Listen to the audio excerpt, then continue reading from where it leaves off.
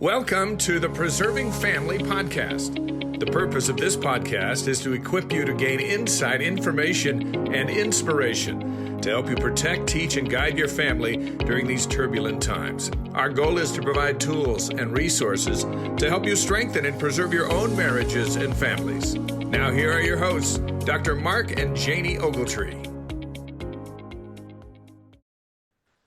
Welcome, everyone, to our Preserving Families podcast. I am really grateful to be here today with my good friend and now friend and colleague, co-author Brayden McFadden, who's sitting live in McKinney, Texas. So a special hello to all of our favorite Texans down there. Hey, Bishop, how you doing? Good. How's the weather? Is it nice and toasty in Texas already? Oh, it was 100 yesterday, so we're getting up there. And in Utah, we're kind of turning into, it's been cold and rainy. So, well, Brayden, I was doing a little research, and you and I did a podcast in the summer of 2023. So 2 years ago, almost, on anxiety as a superpower. We had been talking about, hey, it'd be kind of cool is to maybe write a book on this topic. Brayden, it was your idea.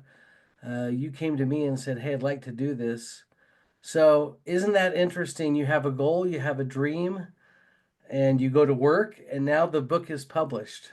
I can't believe it was 2 years ago already.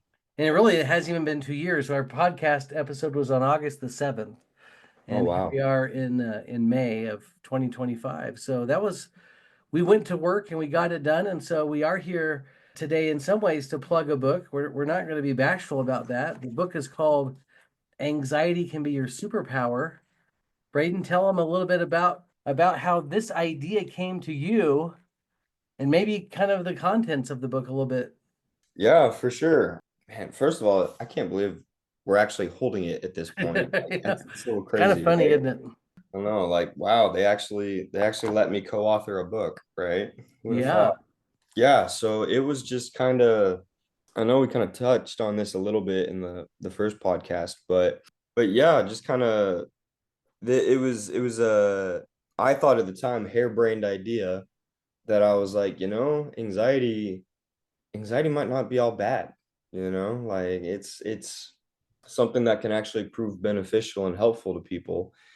And I had noticed some aspects in my life where it had been so. And then I kind of started doing some research and looked into some things and was like, like this might not be harebrained after all. This might actually have some merit to it.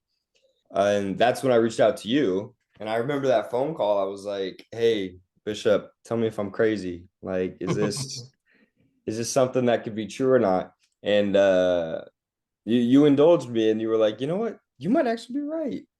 So that's kind of where this came from, was just kind of turning a weakness into a strength. Yeah. I've got my scripture open right here to Ether 12:27, and that's kind of the whole idea, right? That our weaknesses can become strengths, with the Lord's help. And I know you and I went to work and we did a little bit of research to see what people were saying about anxiety as a strength. We did come across a few things that were helpful to kind of help us frame the way that we looked at this and structured the book.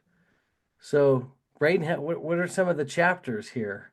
Yeah, so I think it was really cool how we were able to, because I felt like there was a lot on the internet, but being able to kind of synthesize it into something that was tangible, readable, and put it all kind of in one place, right? Because we found stuff kind of scattered all over the place, right? And this was now people can have it all in one spot. Yeah. So, and I think the 10, I remember we limited ourselves to 10. I think we were spitballing. There was like way more than 10, but we're like, you know what? 10's always a good number, right? 10's a great number. So the 10 kind of superpowers that we came up with were high levels of motivation, empathy, care, and compassion, the spidey sense, an analytical mind, a nurturing leader, self-awareness, emergency preparedness, being healthy and fit, resilience, grit, and moxie, and then finally becoming your best self. So those were kind of the 10 that we boiled it down to. Yeah. Yeah, and I thought that was, and like you said, Braden, there was more, right? We could have probably chose 20 others, but we knew that we had to kind of limit ourselves a little bit. And once again, the idea of embracing that whatever the weakness is, there's advantages. It's not always bad in this case to have anxiety. There's a lot of things that anxiety can do for us. I know for me, Braden, if just on top of all of this, being able to relate now and connect with people that have anxiety has been a great thing for me. Having my own anxiety issues I've dealt with periodically over the years, it's helped me to be more empathetic to those who have it, which I don't think I was before. I just didn't understand it, right? And that's when people I always joke with my daughter Mackenzie about this, but we always talk about claustrophobia because I think that we both really have that, and she's like, if one more person tells me just to have faith to get over anxiety, I'm going to go crazy, right? And so we know there's a lot more to it than that. But let me share some prevalence, and maybe this will ring a bell with people as we do. We've done a little research here. Today, we're trying to use the most recent data that we can. About 18% of U.S. adults experience symptoms of anxiety or experienced symptoms of anxiety in 2022. And that was a 15% increase just from 2019. So you can see the meteoric rise. Younger adults, those 18 to 29, report the highest levels of anxiety symptoms. So, Braden, that's your age group. Women are more likely than men to experience anxiety, and rates were higher among individuals with lower income and lower educational levels. Now, this is a really big one, this next one. A 2024 poll indicated that 43% of US adults felt more anxious than the previous year. So 43% is creeping up to half, right? But the previous year, 2023, it was 37%, and in 2022, it was 32%. So if we just compared from 2022 for a second, 32% of adults feel more anxious than the previous year compared to now 43%. Anyway, and so we understand the prevalence here is significant, especially among our youth. In fact, some youth data just for a second here between 2016 and 2023, the prevalence of diagnosed anxiety among teenagers increased 61%, Wow. rising from 10% to 16%. Today, a federal survey, 2023 survey, 1 in 5 adolescents report experience anxiety or depression. That's 20%. Girls are more likely to experience anxiety. Teenage girls, 38% report feeling symptoms of anxiety compared to 26% of young men. And then when they look at contributing factors, you're probably not surprised that social media use is right at the top, along with academic pressure and other global issues. Braden, any thoughts on any of that? Any comments? Yeah, I I say I'm think, really glad that we wrote a book on this, right? yeah, right. Like very timely. I mean, those stats, it's insane to see how prevalent it's gotten and it's getting. Yeah, what it's becoming, right? What it's rising to. Exactly. And I think with such, and I think this is kind of part of the motivation behind writing this book for us was that with something that's becoming so prominent and prevalent, it you can't, it'd be a sad world if something like this was looked at purely as a negative, something that is so prevalent and becoming so common in our society, Right. right? I don't know. I'm kind of I try to be a glass half full kind of guy. So it's just thinking like there's a lot of good that can come from this. And yeah, there's a lot of bad. I mean, we've seen a lot, like we're bombarded every day with the negative sides of anxiety, but just being able to look at the good and Yeah. seeing how this can actually help people in certain ways. I think changing that mindset so crucial. Yeah, I do too. This is really interesting, Braden. We'll give this reference for anyone who's interested, but Elder Christofferson shared a message with all the seminary and institute personnel in January of 2024. And the talk was called Trust in God. And we just share that because when it's given to seminary and institute people, the most members of the church are not aware. They just don't know about it. And it's an incredible talk. But in it, and a lot of you are probably aware that the church actually does its own research. And that research they hold it pretty tight to the vest, but every now and then they'll share some data. And if I'm reading this right, Elder Christofferson is sharing data with church members. In fact, I'll just read this so that there's no mistake here. He says church longitudinal studies of member youth showed globally that in 2018, 29% of LDS youth struggle with clinical levels of anxiety. So, 30% ish. And then he said by country, it looks like this: the United States, 28%, Chile, 32%, France and Belgium, 16%. Don't know what they're doing in France and Belgium. Maybe it's the chocolate, but it's the lowest rate around. They're doing South something right. Africa, what's that? They're doing something right. Yeah, South Africa, 46%. So almost 50% of LDS youth in South Africa struggle with anxiety. Taiwan, 18%, and New Zealand, 32%. So it's interesting where some of those different countries fare, but we know that that obviously anxiety is an issue, and it's an issue for members of the church. Now, Brayden, as we kind of switch gears, this was exciting for me to write this book with you because I think I've known you since you were like 4 years old. What year were you born? 96. You had to think 96. about it. I And had we to moved think to about it. McKinney in 99, so you would have been 3. Because I remember Mhm. your dad carrying you, in his arms. And so we've known each other since then. I watched you grow up. We were in the youth program together. You went all through that. I think we moved probably when you were about a junior or senior in high school. We moved here. But we've known each other for a long time. And so this has been really, really cool. And one of the things we have a lot of things in common, but one of the things we have in common is that we've both kind of had our own little anxiety journey that we had to deal with at some point in our lives. We want everyone to know that both of us are doing really well, doing fantastic. We've kind of made it through that experience, and learned some great tools and skills along the way, which I think was partly why we wanted to write this, so that we could Mhm. help people that are maybe going through the journey right now. But Brayden, for you, how'd that journey start? That anxiety journey? It honestly, it didn't really hit me until I left after my first year at BYU. Yeah, So nothing really growing up. I've Trust me, I've spent a lot of time looking back, seeing like, hey, were there signs? Were there? right. And while there were some things, it was nothing really noticeable. But yeah, I anxiety really came into my life when I went on my mission Yeah. to Alaska, and it came in with a bang. It wasn't a subtle, it wasn't a creep. It was definitely a bang.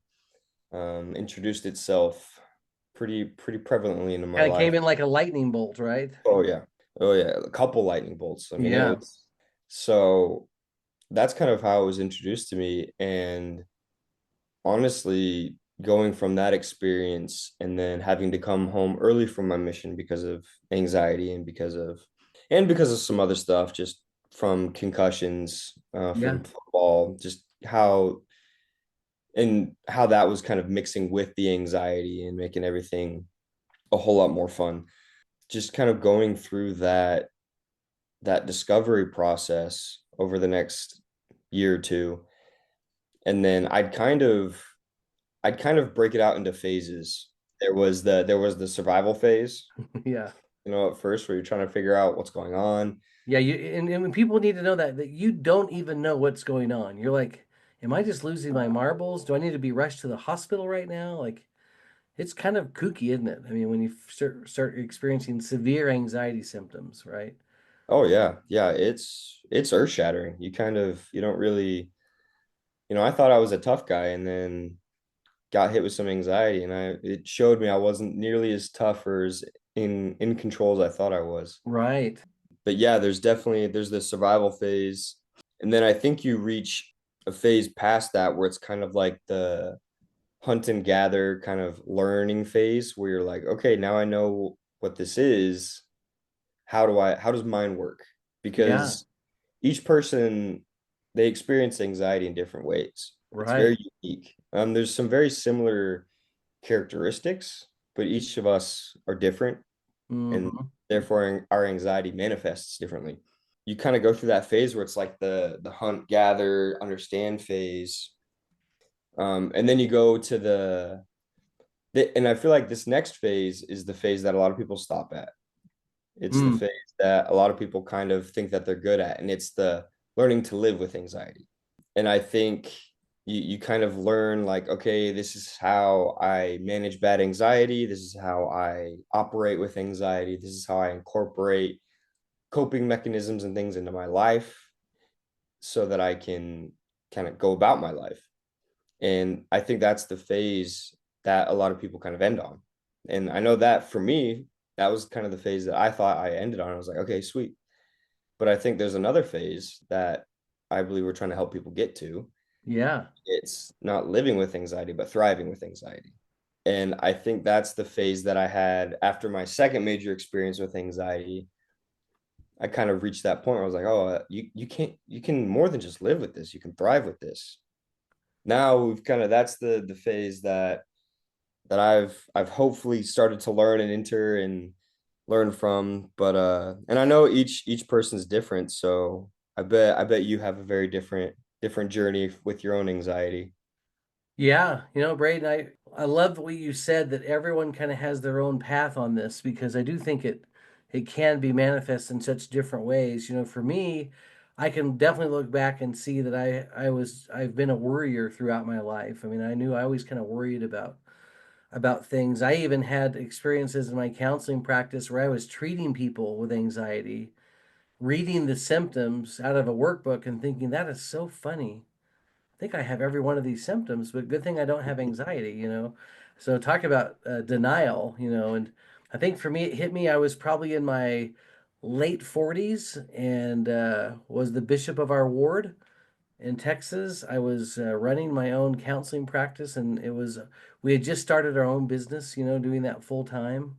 And there was a lot of need for it. I was one of the only LDS therapists in that part of Dallas, and so the schedule went to 45 clients a week, which is probably about 20 clients too many. Yeah. Trying to balance our family with 8 kids and financial things and everything else. And it just kind of hit me one day where I was just in my counseling office and just started to feel like I was actually on the verge of collapse. And I knew that something weird was happening. I couldn't figure out what it was. And go to the hospital, get the blood pressure taken, and they can't find anything wrong. And that's another thing to point out to people is often when there's anxiety medically or at least physiologically, you can't really find anything wrong.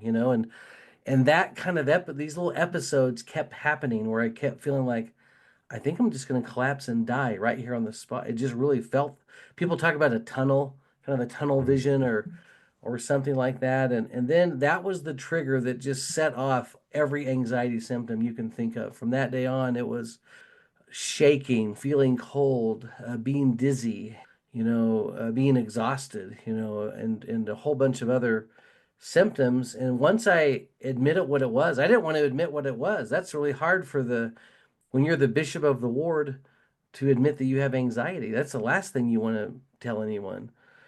Anyway, and so that began the journey for me. And once again, luckily, had to learn some tools and skills, but also had to make some lifestyle changes. I was burning it hardcore at both ends, and had to introduce some relaxation in my life. I had become so busy, I quit exercising because I just thought, well, I don't have time for that, but I'm sure next week it's going to be better. I'm sure and I did that for like a year. Now, the interesting part, Braden, for my life is I'm actually busier now than I was then. And that was pretty busy then, but the difference is I have the tools now, and now it's okay. Now it's good. So we're kind of Hmm. looking at it in the rearview mirror now. But every now and then, if I feel that stuff coming on, I know what I need to do. Yeah. And it's usually slow down, sit in my massage chair, drink a really awesome drink, and chill out for a little while, right? So Yeah, so we both kind of experienced it, which makes writing something fun when you can help people. And by the way, the Lord leads people to people like you and I when we go through an experience like this. And maybe Brayden, you've had this experience too, but I could not believe in my counseling practice. I may have had 10 or 20% of my clientele in my counseling work have anxiety. And as soon as I went through this experience, it went to like 60%, you know. And I don't know if you've had people kind of come to you or bump into you and go, hey, and you kind of are in a position to help them. But I love the idea that the Lord will give us challenges in our life and then we figure them out with His help. And then He puts people in our path that we can help. And then they're going to go help someone else down the road, right? Yeah, that's something that has been probably the most prevalent lesson I've learned was just how God kind of takes our struggles and takes our challenges and kind of consecrates them so that we can help other people. Yeah. It truly tells you the true nature of God and how he feels about us because he's like, hey, I just had you learn this really hard lesson. Please help your brothers and sisters who are also going through this Yeah. because you understand it. Right. You have some real empathy. And I'll just say this to everyone who's listening, but whatever our problem or challenge is in life, whether it's with us, our children, grandchildren, whoever, our responsibility is to become an expert on that problem. We should know more about that problem than anyone else. And so we invite all, whatever the issue is, go become an expert on it so that you can help and then in turn help others. So, well, Brayden, let's crack into the book just a little bit. Yeah, sounds great. Okay, so getting into the book, I love it was hard kind of coming up with two chapters that spoke to me because I love everything we wrote. Yeah, for everyone listening, we decided for this episode we would just both take a couple chapters. We didn't want to give you point by point for all to and we'd be giving it away. We'd Yeah, be we giving don't want to give the it away. secrets away. Yeah, exactly. Not yet at least.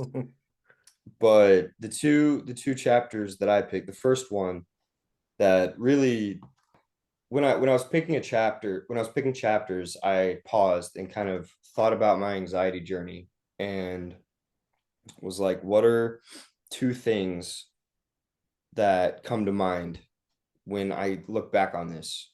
What are two superpowers or benefits that I see that mean a lot to me? And the first one that I picked was the empathy, care, and compassion. Yeah, That second superpower we read about. So I that one that was like the first one that came to my mind. So I was like, you know what? I'm gonna take it and run with it. So in looking back, it when I was reading through this chapter, it just kind of made me think about how this superpower is practically Newtonian. I mean, for every action, there's an equal and opposite reaction, right? yeah, For every amount of fear, anxiety, every emotion that you feel as a result of anxiety, you can now feel that same emotion and other emotions to a different magnitude. And you're yeah. able to see that emotions in others. Okay. And so that was something, and we talk about that in one of the sections, we call it hypersensitivity. It talks about how individuals are ultra sensitive to their own environment and they notice when anything is out of place or if anything is out of place with other people. Mm, So you have this ability to read a room and to immediately kind of be like, okay, this person over here doesn't looks like they're chewing on something, they're thinking about something, they're mulling something over. This person over here, they're smiling a lot, but I don't know, I think they're trying to cover something up. And it's funny because I think for a while I kind of took that for granted. yeah. You Just kind of think being you kind able of to assume that everyone has that little gift, and you don't realize that, oh, not everyone does, right? exactly. So just being able to go into a room and immediately being able to be like, okay, I can see if this person's struggling. And I think people know. They subconsciously understand when you see them. You see them in 3D, you see them as a person. Right. you know, because I can't tell you how many times I've had conversations with people in the most random places. Um, and I've gone up to them and been like, hey, how are you doing? And instead of the usual, like, oh, I'm fine, you know, I'm good, I'm great, it turns into like a 30, 45 minute kind of Zen session or therapy session where it's like, hey, look, like I'm really not doing too hot It's not a good because day. Yeah. exactly X, Y, and Z. And to me, that's one of the most fulfilling things in my life is to be able to be there and to listen and to have them trust me enough and know that I understand at a level that they can vent these feelings. They can say these things. They can feel safe and secure enough to say these things. And they know I'm going to be here and I'm going to listen and I'm going to understand. Yeah. I think that's something I am so incredibly grateful for. And just being able to like be there in that moment with somebody, you know, like let Right. them feel like they're not alone. Yes. You know, you should kind of share that pain with them or share that moment with them. I think it's very therapeutic to be able to talk to somebody and they get it, you I know. think people have a radar, don't you, where they just kind of are drawn to certain people where they know that they feel comfortable and they can open up a little bit and share and Yeah, speak from yeah, their and heart. it's kind of funny because I've noticed that like I don't know, I don't know if there's like a sign over my head or something, but like ever since before my anxiety experience with anxiety, I didn't have a lot of these moments. Mm-hmm. But since I've had this experience of anxiety and learning about myself and kind of feeling all those things, it's like that sign, that light switched on. It was like open for business, you know?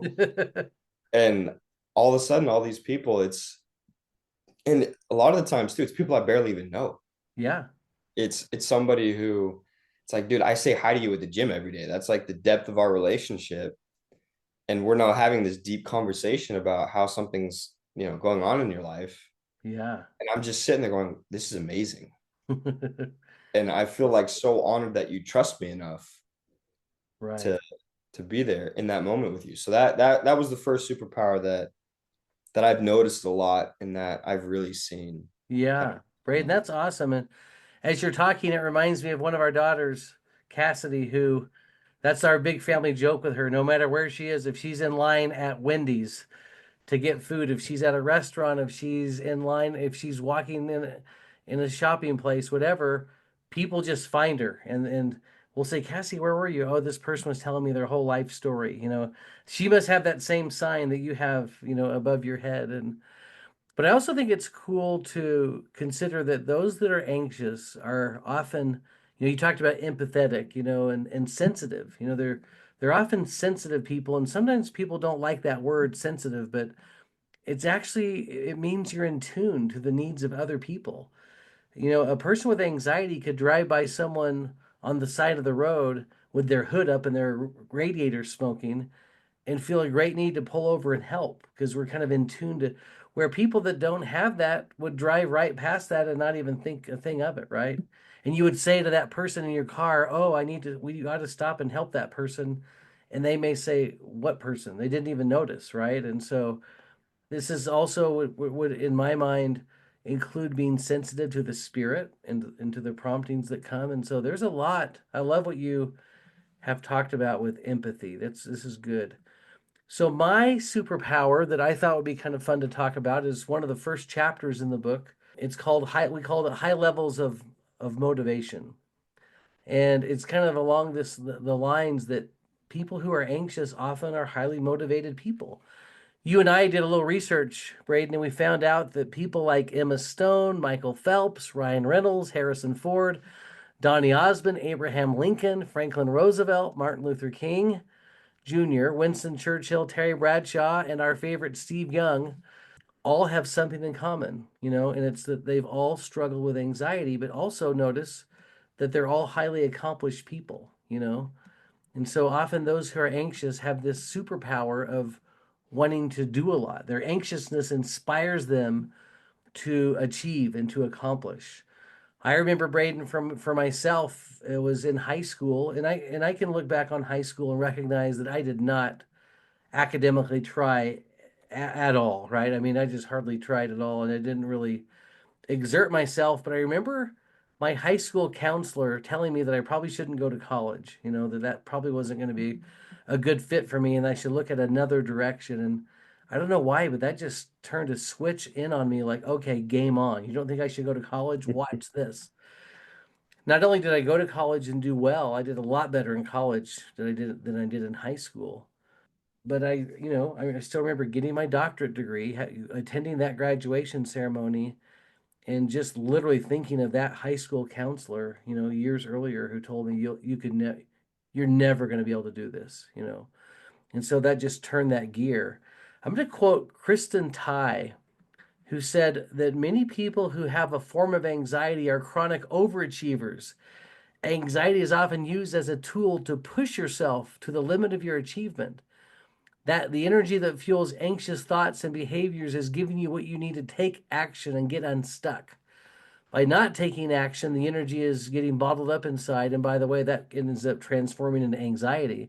But taking action is a way to burn that anxiety off. And so a lot of us engage in those type of things where we can really exert ourselves and achieve. And so, yeah, that would be my kind of capsulization of that chapter. Is often those who are anxious are driven to achieve a lot. They're even driven to try to find solutions to their own anxiety, right? And so they're kind of on a mission to uh, to make some big changes in their life and to understand their anxiety and to use it as a motivator to do a lot, to accomplish a lot.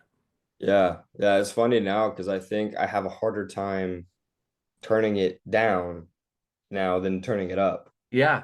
It's I find myself having the conversation with myself like, Braden, you got to slow down, man. You gotta relax a little bit. You're doing too much, right? Yeah. Exactly. And that's something before this, it wouldn't have been the other. It would have been like, Braden, you sat in front of this computer for 2 hours killing time. You gotta you gotta get going, man.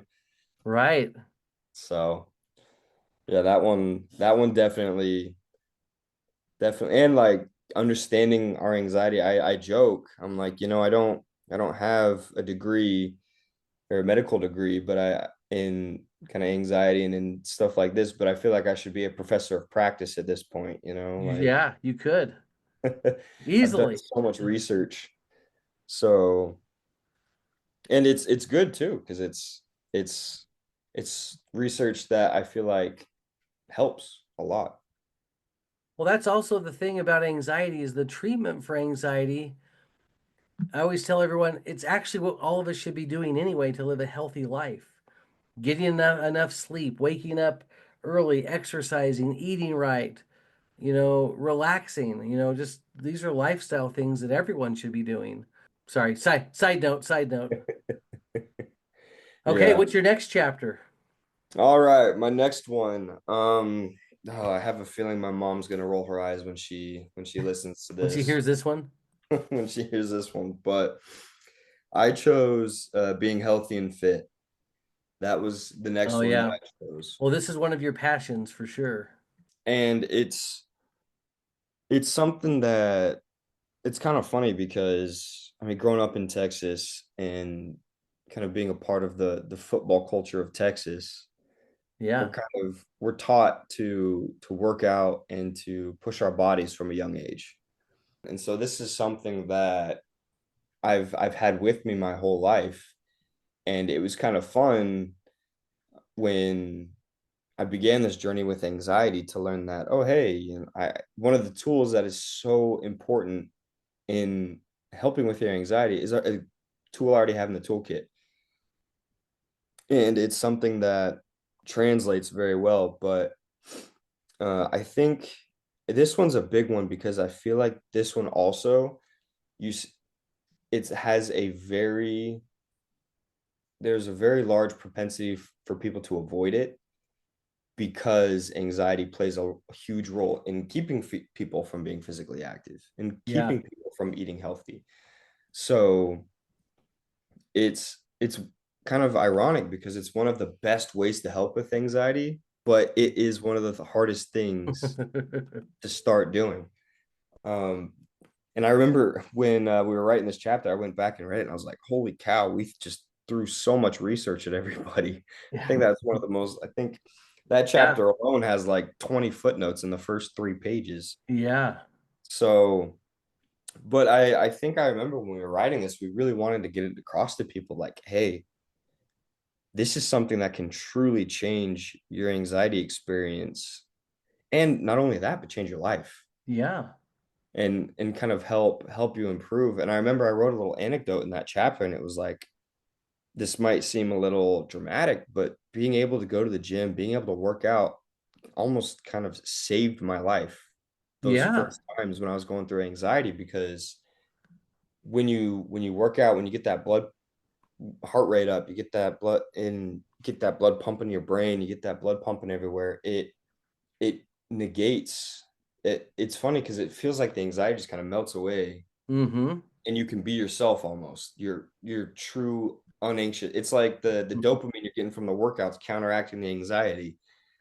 It's a Um, win-win because now and you're getting fit mentally and physically, right? So exactly. Yeah, and I remember I would always, when I was in the really hardest times when my anxiety was just really controlling my life, I remember going to the gym was kind of like going to my own little like inner sanctum, like my happy place, because it was a place I could be myself. It was a place I could be myself. I could feel the anxiety just kind of wash away, and I could think straight. And just being able to have that to look forward to was huge.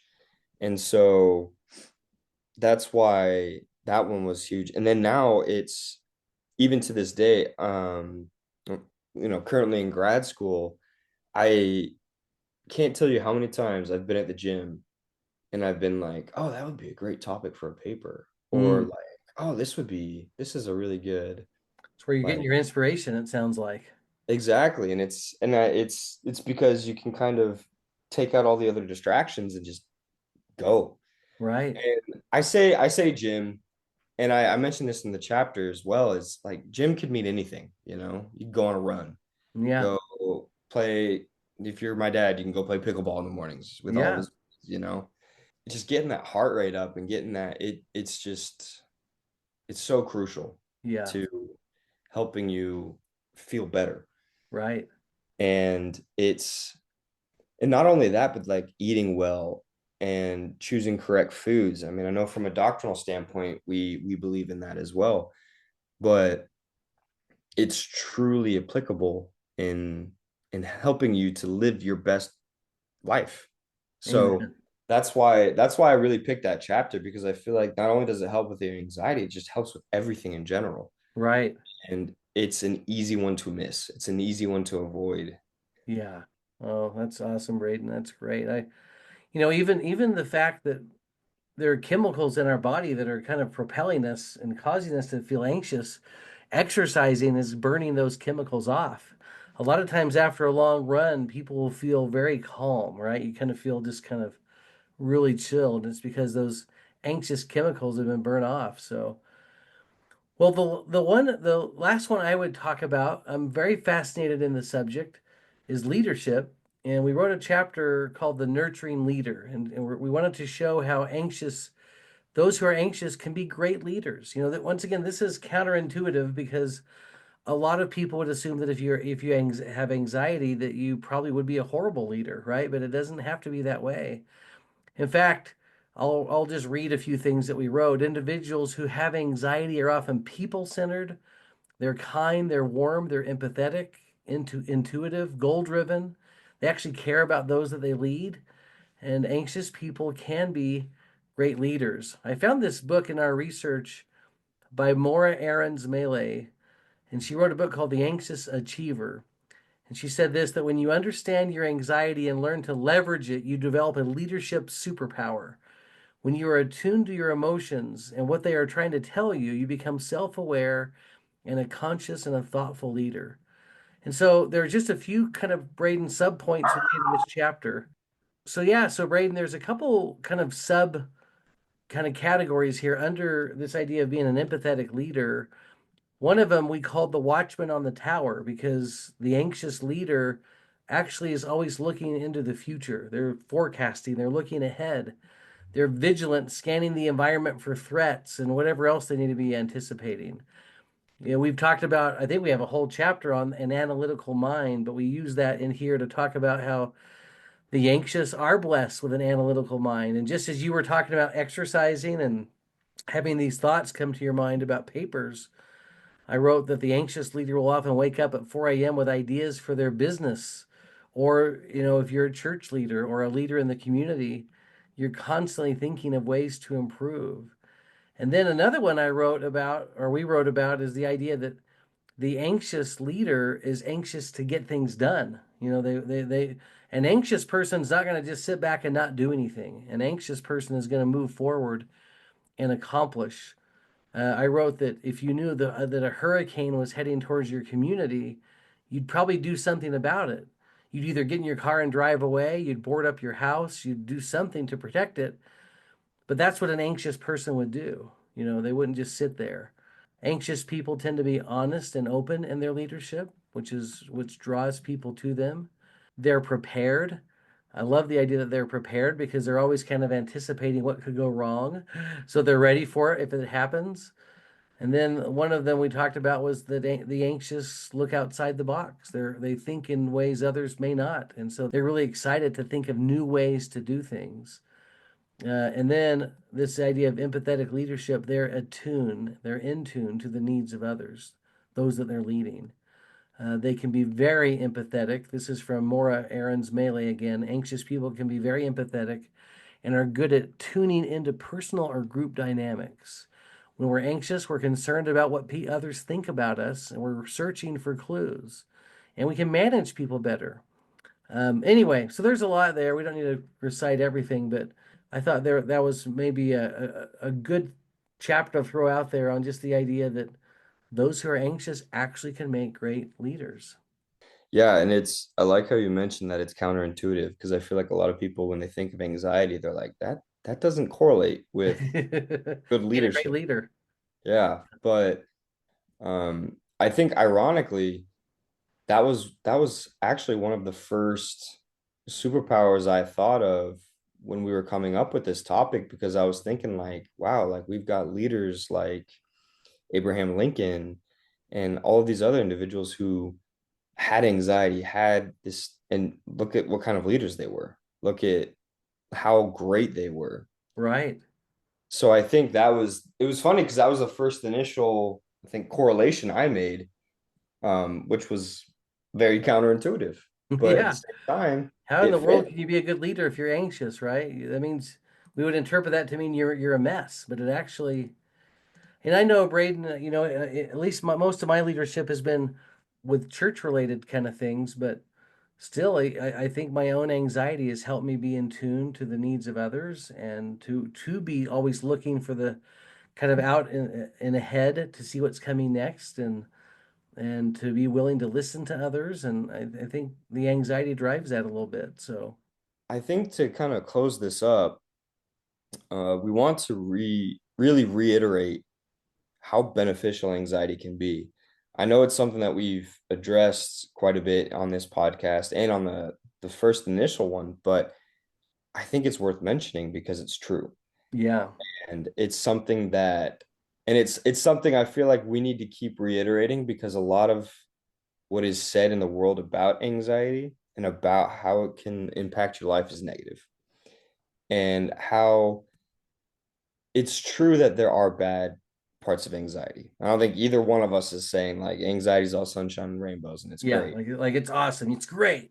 Exactly. But I think there needs to be some serious reframing going on around how you can learn to live with it and how you can learn to thrive with it.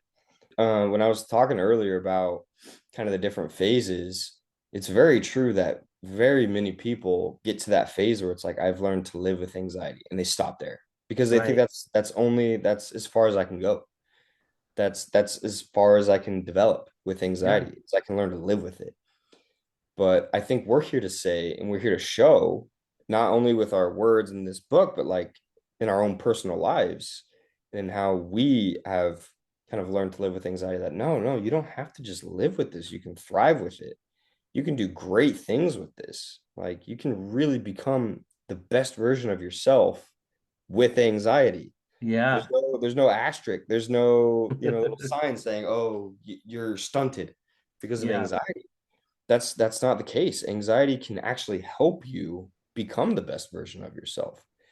And I feel very strongly about that because it's something that I've seen in my life that I've been able to grow. And I've seen in a lot of people who, in doing research for this book and just talking to people in general conversation, once you prompt them a little bit, they do kind of think, they're like, oh, hey, now that you mention it, my anxiety does help me with X, Y, and Z, but that's not the first thought they go to. Yeah. The first thought they go to is, oh, this situation causes me so much I'm stress. ruined. Yeah. Yeah. So it's changing that mindset to let's start off with the positives. We don't have to start off with the negatives. Right. And having anxiety is something that can really help you and propel you to another level of growth, understanding. And I know you wanted to kind of talk about this a little bit, but you're actually really resilient when you have Yeah. anxiety. You're not some fragile little person. Right. In fact, Braden, what I was thinking of is first, yeah, those who are anxious, and that's one of our chapters, right? That this idea of being gritty, resilient, having some, we call it moxie, but anxious people are tough. We don't want anyone who has anxiety to feel like they're just a wimp. It's kind of back to the Wizard of Oz. Is it the Tin Man that's who's the one that's afraid? The Cowardly Lion is afraid, Yep. right? But the Cowardly lion. Cowardly Lion is the one who's the bravest in the story, right? And these weaknesses can become strengths, and so yeah, those who are anxious are gritty people. They are, and we want to identify that. The other thing I thought as you were talking, Braden, is how this issue of anxiety can draw us close to the Lord, right? Can draw us close to God. I mean, that's all of our illnesses and weaknesses should do that for sure. But it certainly can. Often when we're anxious, we lack faith in certain areas of our life. And the Lord can help us shore those areas up. We have all the faith and believe in the main things, right? But faith in ourselves often lacks, or faith that this little miracle that we need just can't happen. And so we want to try to overcome those type of faith challenges that anxiety can bring on. So there are great advantages to being anxious. And so Braid, what I would say is number one, we're grateful that this book was published. We weren't even sure, were we? After we finished it, we were like, so who's going to publish this? And we Exactly. want to say thank you to Cedar Fort, who said, hey, we would love to publish this book, which they did. You can find it on Cedar Fort's website or on Amazon. It's there on Amazon. And so we certainly would recommend it to everyone. What we are going to say is the first three emailers to preservingfamiliespodcast@gmail.com, we will send a free copy of the book to those three people. So preservingfamiliespodcast@gmail.com. Well, Braden, thank you so much for being with us today. We always kind of like to end with an invitation, right? We like to say, hey, let's do something. LDS is let's do something. And I think what we would say for anyone who has a challenge or a weakness to go read Ether 1227 and study it and ponder it for a while and consider how the Lord can help you turn any weakness that you have, any challenge that you have in your life into a strength. And that is one of the great things of the gospel of Jesus Christ and the atonement is that wherever we are weak in our lives, the Lord can change that and help those challenges and weaknesses become strengths. So yeah, Brayden, grateful. Gosh, I wish I was down in Texas with you today. We'd eat some good food and talk more about some of this little journey that we've been on and writing this together. But thanks so much for taking the time, my friend, to be Yeah, with no us problem. today. And thanks for going with me on this little adventure of writing a book. It's been a lot Yeah. of Oh, it's awesome. Now we got to think of another topic and do it again, right? We got to, now that we felt fun. the adrenaline rush of doing it together, we got to do one more on something. But that one would probably be our favorite restaurants or something, or top 10 things to do wrong on a high adventure, something like Oh that. man. I could write a whole 10-book series on that. That would be That'd be material is awesome. endless for that. That's right. Okay, everyone, thank you for being with us. Braden, thank you. Everyone, have a great week.